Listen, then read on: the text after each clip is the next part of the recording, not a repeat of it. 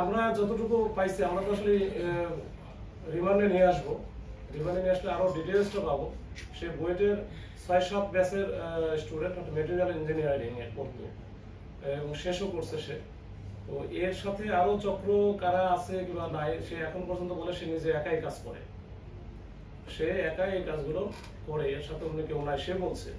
তো আমরা এটা আরেকটু খুঁটিনাটি আরেকটু সময় লাগবে, আমরা রিমান্ডে নিয়ে আসলে হয়তো বুঝতে পারবো। পড়াশোনা শেষ করি, পড়াশোনা শেষ করার পরে মূলত হয়তো এই পথে সে বেছে নিয়েছে আর কি। মামলা হয়েছিল ৯ তারিখে ৯ মার্চ এবং মামলা সূত্রে আমরা জানতে পারি যে পরিবার থানাধীন যে ইয়েটা আছে গার্ডেন টাওয়ার, এই গার্ডেন টাওয়ারে অবস্থিত হুইল ডিলস নামে একটি গাড়ির শোরুম আছে। এই শোরুমের স্বত্বাধিকারী মাসুর নাইর, তিনি একজন জাপানিজ গাড়ির ডিস্ট্রিবিউটর ইম্পোর্টার হিসেবে ওখানে কাজ করেন। তো গত ৮ মার্চে সন্ধ্যার দিকে, তার আগেই তার সাথে একজনের যোগাযোগ হয় যে সে হেরিয়ার গাড়ি নিতে চায়। এটা হয়তো অনলাইন থেকে সে নিয়েছে বা পাওয়ার কারণে তার সাথে যোগাযোগ করেছে এবং তার সাথে চ্যাটিং হয়েছে হোয়াটসঅ্যাপে। তো ওই প্রেক্ষিতে 7:30টার দিকে সে শোরুমে যায়। ওই সময় গাড়ির যে শোরুমের যে মালিক মাসুদ নাইল সে ছিল না, তার চাচাতো ভাই শোরুমটা দেখাশোনা করে পিয়াল মাহমুদ সে ছিল। সে তাকে গাড়িগুলো দেখানোর একটা পর্যায়ে সে বলে যে গাড়িটা সে ছিনতাই করেছে, ওই গাড়িটা তার পছন্দ হয়েছে। তো পছন্দ হওয়ার পরে সে মাসুদ নাইলের সঙ্গে কথা বলে একটা পর্যায়ে বলে যে যেহেতু গাড়িটা আমি নিব, এই গাড়িটা আমার একটু টেস্ট করে দেখা দরকার।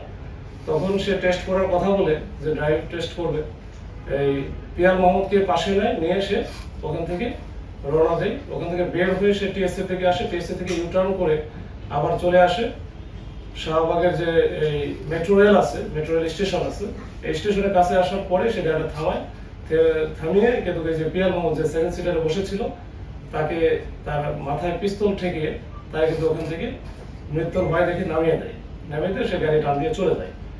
তো এর প্রেক্ষিতে পরের দিনে এই মাসুর নাইম যে স্বত্বাধিকারী শোরুমের উনি থানায় আসার পরে একটা মামলা দায়ের করে যেটা হচ্ছে পেনাল কোডে 394 ছিনতাইয়ের একটা মামলা। তো এই প্রেক্ষিতে আমরা কাজ শুরু করি, আমরা একটা টিম গঠন করি। এই টিমের নেতৃত্বে আমি সহ আমাদের এসি মামুন, ওসি শাহবাগ সহ আমাদের একজন কনস্টেবল আছে রিমন, খুবই ভালো কাজ করে। তো ওদের নেতৃত্বে একটা টিম গঠন করার পরে এই টিমটা আমরা চেষ্টা করি যে সিসি ক্যামেরা পর্যালোচনা করি, ওইখানে আমরা স্থানীয় গোয়েন্দা সূত্র বা সবকিছু দিয়ে আমরা এটা চেষ্টা করি উদ্ঘাটনের জন্য। একটা পর্যায়ে আমরা এই আসামিকে শনাক্ত করতে সক্ষম হই এবং আসামি পিছনে আমরা লেগে থাকি। তো একদিন আমরা যে গত পরশুদিন রাত্রে ভোরের দিকে আমরা ওর অবস্থানে একটা পাই যে গুলশান থানাধীন যে ৪১ নম্বর রোড আছে, এখানে আমারই হোটেল আছে, আমার হোটেলের সামনে সে অবস্থান করছে। তো সে প্রেক্ষিতে কিন্তু আমরা বড় একটা টিম আমরা যাওয়ার পরে ওখানে দেখি যে সে ওই গাড়িটা থামিয়ে রাখছে রাস্তার পাশে। তখন দুই পাশ দিয়ে আমরা ব্যারিকেড দিই, দুইটা গাড়ি সহ আমাদের পিক আপ দুইটা সহ, এসি রমনার যে পিক আপ ছিল এর সাথে তদন্তের একটা পিক আপ ছিল, দুইটা গাড়ি আমরা দুই পাশে লাগাই দিই এবং সাথে কিন্তু আমরা একটা মোটরসাইকেল দুইটা রাখি। কিন্তু সে এত বেশি প্রফেশনাল, বিশেষ করে গাড়ি ড্রাইভ এত ভালো করতে পারে, সে এর মধ্যে যখন জানতে পারে যে তাকে পুলিশ আটকায় ফেলছে, সে কিন্তু সাথে সাথে ওখানে চেষ্টা করছে, মানে চরমভাবে চেষ্টা করছে ওখান থেকে বের হওয়া। আমাদের দুইটা গাড়িকে সে মেরে দিচ্ছে, পেছনে যে মোটরসাইকেল ছিল মোটরসাইকেলের উপর উঠে দিয়েছে, কিন্তু তার চাকাটা আটকে যাওয়ার কারণে আর এখান থেকে বের হতে পারে না। এমন অবস্থায় আমাদের যখন টিমটা তাকে ধরার চেষ্টা করছে তখন সে সাথে সাথে পিস্তল তার কাছে ছিল, একবারে লোডকৃত পিস্তল। এই পিস্তল দিয়ে কিন্তু সে ফায়ার করার চেষ্টা করা শুরু করছিল, মানে পিস্তল নেওয়ার চেষ্টা করছে, এর মধ্যে তাকে আমাদের টিম ধরে ফেলে। তো ধরে ফেলার পরে আমরা তার কাছে আমরা পিস্তলটা পাই, 5 রাউন্ড গুলি ভর্তি পিস্তল। আর যে গাড়িটা ছিনতাই হয়েছিল, এই যে টয়োটা হ্যারিয়ার জিপ গাড়ি, সেই গাড়িটা তো ওইখানেই ছিল, ওই গাড়িটা আমরা সহ পাই।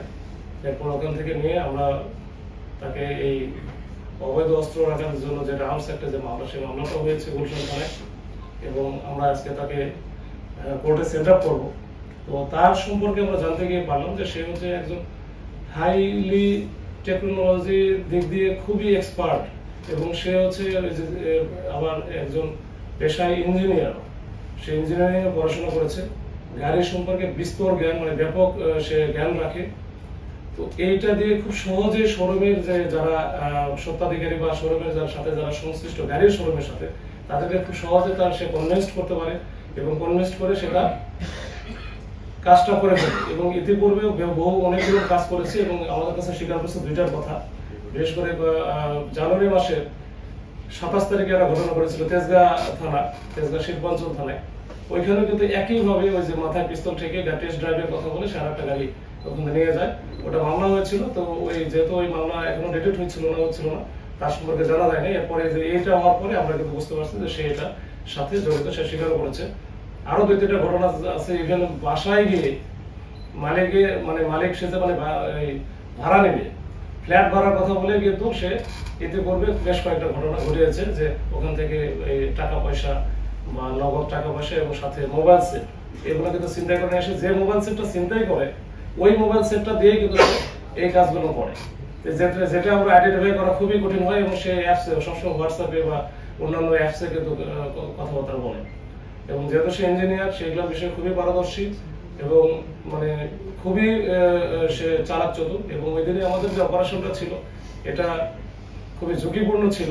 তারপর আমাদের টিমটা অত্যন্ত দক্ষতার সাথে, পারদর্শিতার সাথে এই কাজটা ডিল করতে পেরেছে। এবং তার মতো যে তার সাথে কথা বলে যেটা মনে হয়েছে যে সে একটু সাইকো টাইপের, যে এই যে এটা নেশায় পরিণত করেছে। তার সামনে অনেক হয়তো পথ ছিল, পেশা সে ওয়েটার স্টুডেন্ট, তো সে অনেক তার সামনে অনেক অবারিত পথ ছিল, কিন্তু তার এটা একটা নেশা টাইপের। এবং সে এই যে আমারই হোটেলে যে গেছে ওইখানে কিন্তু সে নিয়মিত ওইখানে, এবং আরো বিভিন্ন কিংফিশার বা অন্যান্য হোটেলে কিন্তু সে নিয়মিত মদ্যপান বা ওই যে ডিজে পার্টি বা এরকম টাইপের ওই সময়টা দেয়। যেহেতু সে প্রচুর টাকা ইনকাম করে, একটা গাড়ি নিলে এই গাড়িগুলোর আবার আরেকটা বিষয় আছে, এই গাড়ি নিয়ে তো এই গাড়িগুলোর তো কোনো কাগজপত্র তার কাছে থাকে না, তো সরাসরি কিন্তু বিক্রি করতে পারে না। এটা আবার ওই যে যার কাছ থেকে নিল তাদের সাথে আবার একসময় যোগাযোগ করে র্যানসম বা মুক্তিপণের টাইপের মতো, যে 10 লাখ 20 লাখ, যেমন এইটার ব্যাপারে 20 লাখ টাকা সে অলরেডি দাবি করেছিল। এই 20 লাখ টাকা দিলে সে একটা জায়গায় হয়তো ফেলে রেখে আসতো বা দিয়ে আসতো, তাহলে টাকাটা সে পেয়ে যেত। এর আগে তেজগাঁ থানার ওটাও বলছে যখন 6 লাখ টাকা সে নিয়েছে। এরকম আর কি, এই হচ্ছে তার নেশা এবং তার অবস্থা। এবং তার সার্বিক দিক বিবেচনা করে আমার কাছে মনে হয়েছে যে সে কোনোদিন থামবে না, মানে এটা চলতেই থাকবে। এবং ওই যে মদের বারের সাথে বা এইটার সাথে তার একটা ঘনিষ্ঠ সম্পর্ক আছে। রাত্রেবেলা সারা রাত সে বিচরণ করে বেড়ায় সারা ঢাকা শহরে।